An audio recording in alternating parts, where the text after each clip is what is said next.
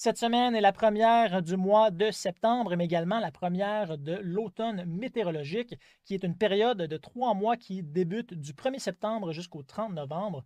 Et c'est une période pendant laquelle on observe différents changements météo au Québec, dont la diminution des heures d'ensoleillement, mais également la chute des températures moyennes un peu partout au Québec. Cette période est également différente de l'automne astronomique qu'on observe généralement lors de l'équinoxe le 22 septembre prochain.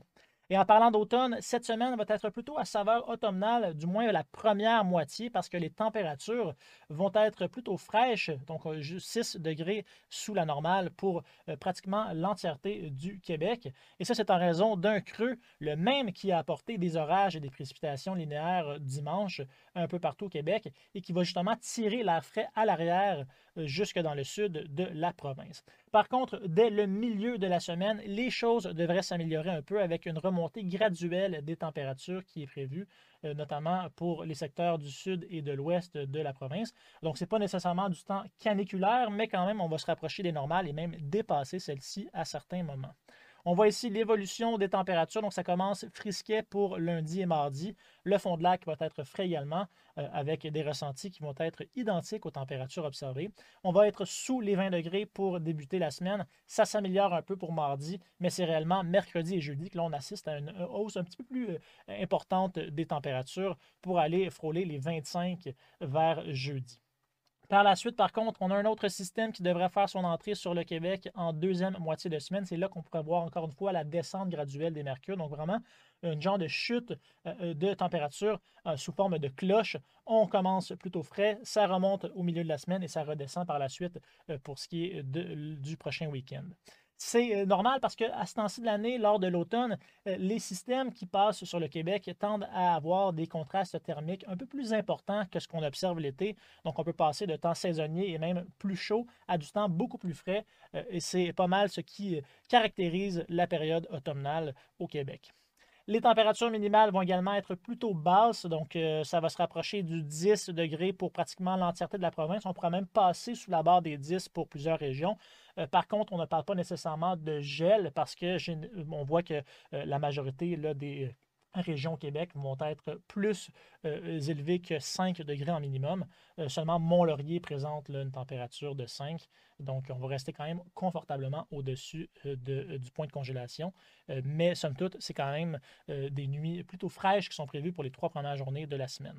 D'ailleurs, les températures sont entre 5 et 7 degrés sous la normale pour l'entièreté du Québec d'ici mercredi. Donc, il n'y a pas une région au Québec qui n'est pas dans le bleu, dans le blanc ou dans le vert. Donc, c'est vraiment un genre de dôme de fraîcheur qui s'établit brièvement sur le Québec.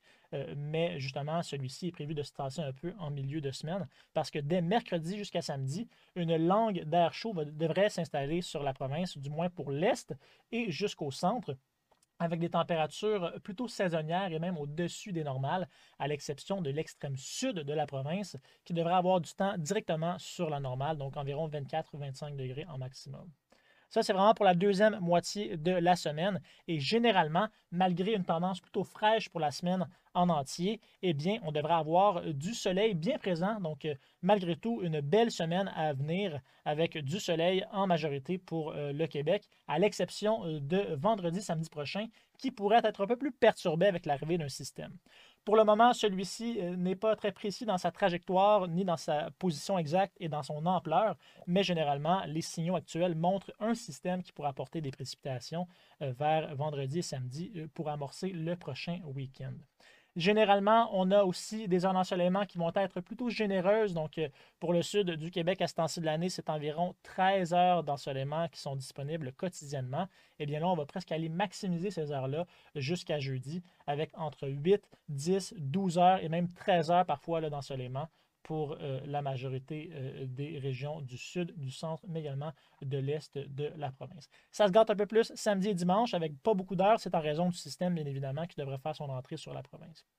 Donc, en somme, une semaine qui va être majoritairement fraîche dans son ensemble, mais qui va être belle, parfaite pour pratiquer des activités extérieures, pas trop chaud, pas trop froid, malgré des nuits qui peuvent aller sous les 10 degrés.